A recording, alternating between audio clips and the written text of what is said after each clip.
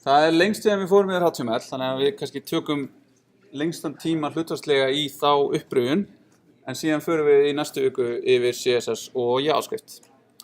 En áður en við fórum yfir HTML, þá voru nokkuð grunnhugtök sem við fórum yfir til þess að vita hvað það eru, og þau eru hvað er vefurinn, hvernig vefurinn liggur ofan á internetinu, hvernig HTTP og vefsíða, vefþjónn, vafri og vefforrit, og þá vefforrit og framenda og bakendi, hvernig þetta allt spila saman, hvernig þessi hugtök eru skilgreind. Og þá þetta, frammendi og bakendi, að við erum búin að vera að vinna hérna í frammendanum, og við erum búin að snerta þess á HTTP og hvernig við getum notað það til þess að sækja hluti með þá AJAX, og svo bakendi eitthvað sem við þurfum ekki að pæla í núna. Við vitum bara að bakendi eitthvað sem einhverju vefþjónar út í heimi sem skaffa okkur gögnum. CLI, Command Line Interface, sem það sem við erum búin að vera að nota til þess að sækja og nota ýmis forrit, þá aðalega sækja gegnum NPM, og við skrifum einhver skipinu, keyrum einhver forrit og fáum einhverja niðurstöðu í texta. Og svo stafasett, hvernig við vinnum með texta og hvernig við þurfum þá að skilgreina í hvaða stafasetti textin og það skilgreinir hvernig hver stafur kóðaður og hve mikið pláss hann tekur. Við erum með ASCII og það svona í binary hvernig það kóðar þann staf, og svo erum við með UTF-8 sem við höfum notað síðan fyrir allt sem við höfum verið að gera. Svo erum við með FTP sem við notum til þess að tengjast við einhverja vefþjóna og upplóta vefforritunum okkar, frammenda vefforritunum okkar á einhvern stað til að gera það aðgengilega á vefnum, eða vonandi aðgengilega á vefnum ef að vefþjónninn uppi. Og við opnum þetta eitthvað skráarkerfi á vefþjóninum og við tengjumst við skráarkerfi á vélinu okkar og við getum fært það á milli. Síðan fórum við yfir HTML og þar í raun fyrsta þessi konsept sem HTML byggir á, og þau eru þessi tvö, hypertext, sem þetta hugtak ólínulegan texta sem tengdur við annan texta og einhvern veginn hægt að nálgast strax. Þetta mjög gamalt konsept, þannig séð, svona í tölvunarfræðilegum skilning, og kom fyrst fram þarna 63 og á rætur sinni rekja enn aftar til 45 og jafnvel enn aftar í einhverjar aðrar pælingar þar. En það sem sagt annar parturinn á HTML. Hinn parturinn markup language. En markup language eru einhver mál sem við notum til þess að vinna með texta og til þess að skilgreina hluti innan textans. Við erum með svona lightweight markup mál eins og markdown. Við erum með presentational, svona WYSIWYG, what you see is what you get, ritlar sem að fela markupið fyrir okkur og birta okkur í raun bara eitthvað texta eins og hann lítur út þegar við erum búin að velja, eins og til dæmis Word. Og við erum með procedural, sem við erum að gera einhverjar skipanir. Næsti texti inn í þessa hann á að vera settur svona upp. Eins og til dæmis LaTeX dæmi það. Svo erum við með descriptive, þar sem við erum að gefa texta merkingu sem óháður birtingu þess. Og það þá eins og HTML. Þannig að HTML, Hypertext Markup Language. Frá 93, Tim Berners-Lee, komið fyrstu útgáfurnar. Fyrstu var þetta byggt á SGML. Seinni útgáfur, XHTML og HTML5. HTML5 þar sem við erum að nota í dag. Við höfum síðan W3C sem þetta sem að Tim Berners-Lee stofnaði, þessi samtök, óháðu samtök, til þess að vinna að framþróun vefsins og sér staðla og stöðlun á ýmsu tengdum vefnum. Og í okkar tilfellum HTML, CSS helst, en ekki JavaScript. W3C staðlar ekki JavaScript. Og þetta þessi óháð samtök sem í raun með svona working groups sem innihalda fólk úr bransanum frá ýmsum fyrirtækjum. En XHTML var sem sagt tilraun til þess að búa til Extensible Hypertext Markup Language sem átti að skilgreina það betur, þannig að það var ekki svona mikið vesen að vinna með HTML þar sem maður gæti skrifa það sem maður vildi, heldur skrifa það sem strangt XML, þar sem allt var vel auðvelt að vinna með það fyrir forritarana, en erfiðar að vinna fyrir höfunda vefja. Og þá átti að vera hægt að þátta það, passa það með XML, en það gekk ekki vel á því að það er mjög erfitt að reyna að þrönga fólki til að skrifa eitthvað svona rétt. HTML5 var síðan þessi útgáfa sem að sleit tengslin við XHTML og SGML og var í byrjun búið til sem svona verkefni óháð W3C af What Working Group, og stefnan var sem sagt að í staðinn fyrir að gera þetta meira strikt, að gera þetta meira svona, þetta væri meira að vinna með, svona aukin samvirkni, þannig að þetta myndi virka með og á fleiri og tækjum, og við værum ekki í raun að fara í meira strikt, heldur meira loose format. Þannig að við værum í raun að vinna með það að vefurinn væri áfram aðgengilegur og væri svona þetta mess sem hann er. Og ekki að vera eitthvað að berjast gegn því, heldur bara fljóta með því. En þetta var svo mjög bröðsótt saga þarna, sem var það að komast í að skilgreina þessa 5. útgáfa HTML, og það gerast ekki fyrir 3 árum að það kom í raun vel skilgreind útgáfa, HTML5, 2014. HTML er síðan byggt upp af elementum, og eitt element er einhver einstakur partur af síðu, sem við sáum síðan seinna, var þetta DOM-tré búið til úr þessum elementum sem HTML skilgreinir, og það býr til tré af vefnum. Vefurinn okkar er svona tré. Og hvert element getur innihaldið önnur element eða texta. Og hvert element á sér einhverja merkingu. Það er semantik. Þannig að P skilgreinir setningu eða paragraf og svo framvegis. En element eru síðan búin til úr tags, og þau hafa þá sér í lagi byrjunartag og endatag. Og þá er það í raun minnen, nafnið á elementinu stærren, og svo loka minnen, / nafnið og minnen, stærren. Og sum element hafa ekki lokatag, og þá í raun getum við sleppt þeim. Síðan getum við skilgreint attribute á byrjunartagið til þess að veita elementinu okkar einhverjar auknar upplýsingar, aukna merkingu.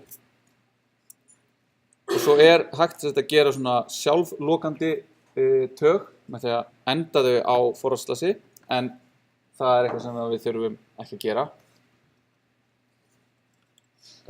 Svo er attribute, þetta er allt svona einhver heiti gildispör, name, value, þannig að við erum með eitthvað nafn á einhverju attributi, og svo segjum við jafnt og einhver strengur sem er þá gildi fyrir það attribute. Og þau ættu að vera umleikin gæsalöppum, svo það sé skýrt hvað sé inn í þeim og ekki, en sum þeirra er í raun hægt að geta staðið ein og sér, eins og til dæmis option selected eða input required. Það er það í lagi, af því að þau í raun bara að segja að þetta er required eða ekki ef það er ekki til staðar. Síðan þegar við skrifum HTML, þá vöndum við okkur og við erum mjög snyrtileg, og við fylgjum samt yfirleitt þessum kröfum sem XHTML setti á málfræðina, til dæmis að hafa heitin á öllum tögum og öllum elementum í enda- og byrjunartögunum í lágstöfum en ekki í einhverju mixed casing, og að setja alltaf jafnt og gæsalappir utan attribútun og svona. Og við pössum upp á indrátt, þannig að það sé auðvelt að sjá hvernig vefurinn okkar liggur og hvaða element eru undir hverju. En þegar við gerum það ekki, þá getur það verið ruglingslegt fyrir okkur eða aðra sem er að vinna með okkur. Og við getum gert það út af því að í HTML er whitespace ekki mikilvægt, þannig að við getum verið með eins mörg bil og við viljum, og því er bara breytt í eitt bil. Svo skoðum við aðeins þetta hugtak linting sem við höfum unnið svolítið mikið með núna í framhaldinu. Að það er að vera með einhver tól sem les yfir kóðan okkar og bendir á eitthvað sem mætti betur fara eða eitthvað sem gæti mögulega valdið vandræðum. Og svona linting tól eru til fyrir langflest forritunarmál. Oftast er þetta tvenns konar villur, eitthvað sem gæti mögulega valdið vandræðum við keyslu eða eitthvað sem er brot á kóðastíl. Og já, og kóðastíll þá eitthvað svona við viljum nota tab eða í staðinn fyrir spaces. Við viljum hafa tvö space til þess að aðskilja þegar við drögum inn í staðinn fyrir tab, eitthvað svoleiðis. Við viljum alltaf hafa, ef við erum með mörg attribút þá viljum við setja attribútin hvert og eitt í nýja línu. Þannig að við erum með hérna p, ný lína, 2 bil, class jafnt á eitthvað, ný lína, 2 bil, data, bandstrik, foo jafnt á bar, eitthvað. Síðan lokum við í nýri línu.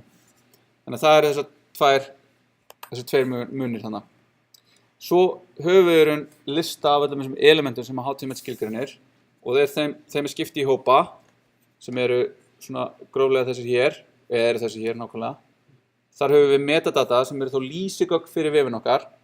Þetta eru þá gögnin sem birtast ekki beint á vefnum okkar, heldur sem við setjum í head elementið og eru þá til dæmis að tengja CSS skrá, að setja titilinn á síðan okkar, að setja stafasettið á síðan okkar. Það setjum við í head og það eru metadatagögn. Svo erum við með sectioning element. Þau skipta vefnum okkar, að þau fara ekki í head, þau fara í body og þau skipta vefnum okkar upp í einhver svæði, einhverja kafla eða eitthvað þess aftar. Og þá til dæmis höfum við main fyrir meginmáli á vefnum okkar, article, þá hefur það merkingafræðilega hugtakið að það sé einhver eining á vefnum okkar sem að stendur sér. Það til dæmis við getum verið með main sem á sér article, en svo erum við líka með site sem þá einhver útdráttur úr greininni, gæti verið inn í artiklunu, en við getum líka verið með eitthvað nav sem að stendur óháð greininni sjálfri, en í raun valmyndin fyrir allan vefinn okkar. Þannig að svona getum við í raun valið okkur þessi sectioni element til þess að byggja upp vefinn okkar. Section svona síðan þetta almenni kafli og getum við nota section í staðinn fyrir div? Nei, það ekki þannig að við bara segjum hættum bara að nota div og nota section, af því að þá getum við bara að nota div af því að það væri í raun bara það sama. Heldur það þannig að section vill yfirleitt eiga fyrirsögn, þannig að þegar við erum til dæmis með eitthvað hópa af einhverju efni, til dæmis einhver vídeó og við viljum segja, hei, hérna er vídeó, lista vídeóum, þá gerum við section, svo tökum við heading og þá H2, H3, vídeó. Það kemur fyrst, svo kemur kannski div sem síðan actually með vídeónum eða uli sem með lista vídeónum undir. Þannig svona hópum við saman þá þessu.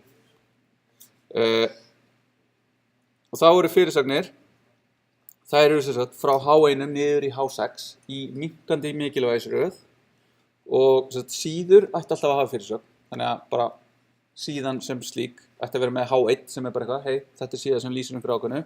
Hver kafli ætti að hafa eitthvað, hei, þetta er vídeólisti inn á vídeólegu síðunni minni og síðan hvert svæði. Þannig að, hei, þetta er eitt vídeó í vídeólistunum og það heitir skemmtilegt vídeó og það er H3. Þá erum við með H1, H2, H3.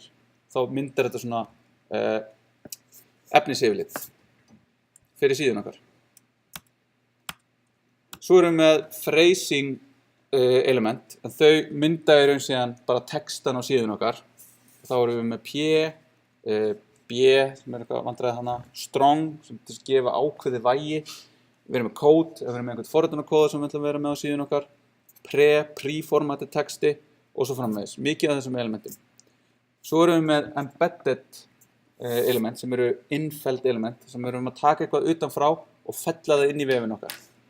Það til dæmis mest notað img elementið sem að tekur þá einhverja mynd sem þá einhvers staðar á vefþjóninni eða einhvers staðar út í heimi á einhverjum öðrum vefþjóni og vísar í hana og birtir hana á vefnum okkar. Þá birtum við hana með því að vísa í hvar hún liggur með source attribútinu. Við getum gert það saman fyrir audio og video og svo hérna object til sem svona fyrir almenna embedded sem við viljum einhvern veginn sækja og það ennþá notað í dag mest til þess að sækja eitthvað svona flash video eða eitthvað svona flash forrit inn í síðuna. Svo erum við með interactive element sem að geta þá tekið við virkni frá notandanum og þá kannski það sem mest notað A elementið sem að tengir þá saman vefi, býr til hypertext úr vefjunum okkar og hann vísar þá í href en ef við smellum á eitthvað þá förum við eitthvað annað. Audio og video getur líka tekið við inputi frá notendum, þá til þess að kveikja eða slökkva eða pása eða eitthvað á þeim. Og svo input ef við viljum taka við einhverjum gögnum. Þannig að við viljum bjóða notendum upp og slá eitthvað, þá getum við notað input eða textarea eða select og þau taka við þessum gögnum sem við getum síðan gert eitthvað við.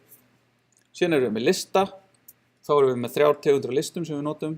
Það er OL fyrir ordered list, eitthvað sem er í röð, unordered, eitthvað sem er í raun í lista en ekki í einhverju skilgreindir röð, og li er síðan list item, hlutir í þessum lista, og síðan höfum við svona annan lista sem er aðeins flóknari, sem er DL, description list, sem að tekur þá eitthvað term og svo eitthvað description á því termi. Þannig að þetta getur verið spurning og svar.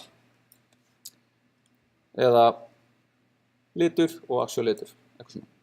Svo erum við með töflur og þá það í raun bara fleiri element sem skilgreinir hvernig þær eru settar upp. Og við erum með form sem þá í raun hópar saman og býr til einn svona heildar form, eins og við getum, þetta kemur frá náttúrulega bara að fylla út eitthvað svona form eða eitthvað eyðublað og við fyllum út þá mikið af gögnum, það er allt innan forms og svo getum við gert eitthvað til þess að senda það áfram.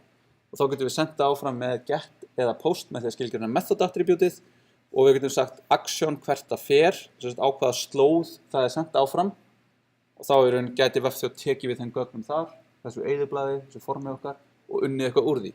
Síðan höfum við séð aðrar aðferðir til þess að vinna með það í JavaScript. Stoppa það að þetta action fari með okkur eitthvað og gert eitthvað sjálf í kóða á framöndanum beint. Svo merkingafræði. Það í raun þetta að þegar við erum að vinna með HTML þá sterklega mælst til þess að við veljum ekki bara div eða span utan allt og látum það bara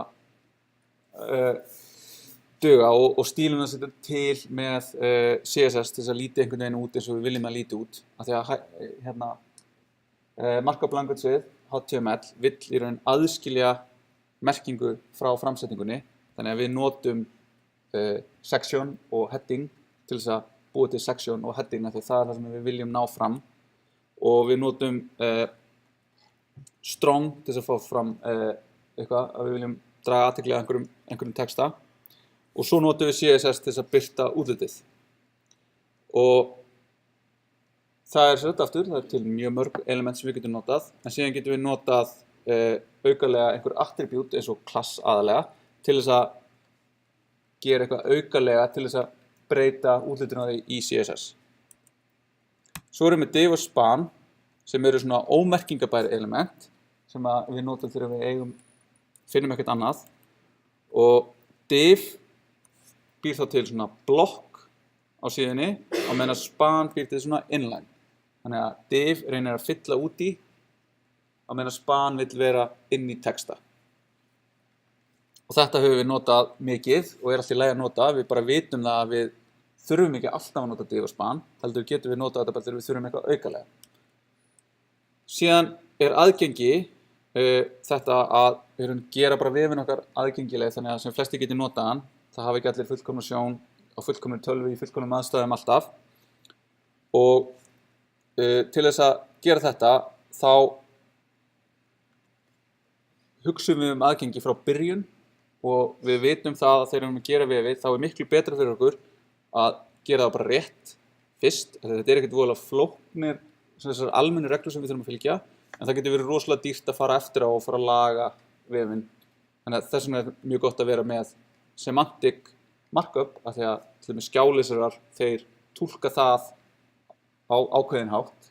Þeir vita það að H1 mikilvægari fyrirsögn en H2 þannig að þeir lesa hana fyrst og síðan næstu og það eru shortcuts til þess að skoða og heyra hvað að vera hvað þetta að skoða á vefnum en ef við hefðum ekki gert það þannig gert það bara einhvern veginn hipsum eitthvað og við ættum að fara að laga eftir á þá væri það miklu dýrara og erfiðara og svo í raun að koma lagasetningar sem í raun valda því að það hægt að lögsækja fólk fyrir það að vera ekki með aðgengilega vefi og til þess að gera aðgengilega vefi þá til staðar hjá W3C sem að W3 sér og gefur út, og það er WCAG sem er Web Content Accessibility Guidelines, og 2.0 útgáfan er með lista af tilmælum og prinsipum til þess að gera vefi aðgengilegri. Og það eru 3 tegundir af þessum WCAG staðli og þessum tilmælum, og það er A sem er þá svona minnsta stig sem við viljum alltaf uppfylla, AA, það stig sem við ættum að stefna að, og svo AAA sem eru öll skilyrði uppfyllt, en það er afskaplega mikið og afskaplega dýrt að gera það, þannig að það er AA er það sem við viljum stefna að. Og prinsipin eru í raun perceivable, operable, understandable og robust, og það er í raun notandinn það sé auðvelt að skynja hvað að vera, við getum notað það sem við skynjum og við getum skilið það sem við komumst í, og efnið er traust. Men við erum í raun að byggja það ekki á einhverjum byggja það með einhverju tækni sem er bara nothæf af mjög fáum. Við viljum í raun að hún sé traust og nothæf á breiðum hópi tækja. Og þegar við erum að vinna með aðgengi, þá er það svona gott test að geta notað í raun lyklaborðið til þess að komast í alla hluti á vefnum, og þá fara ekki að fjarlægja svona sjónræn merki það hvar fókusin af því að það getur skemmt fyrir. Og svo höfum við leitarvélabestun sem er í raun af svipuðu meiði og þetta aðgengismál og að það velja merkingafræðileg element. Leitarvélabestun er það að taka eitthvað efni og vinna það einhvern veginn þannig að maður komi betur fram í leitarniðurstöðum. Og það eru einhverjar mörg hundruð breytur sem hafa áhrif þarna á, en svona flestar af þeim er bara það að það sé skipulagt, læsilegt og einstakt efni. Þannig að við skrifum gott efni, notum semantic markup og skipuleggjum það vel, þá erum við komin mjög langt með það að vera með svona leitarvélabestaðan vef. En það er ekki meira með HTML, þannig að næsta mánudag fyrir við CSS og JavaScript og gömul próf. Takk í dag.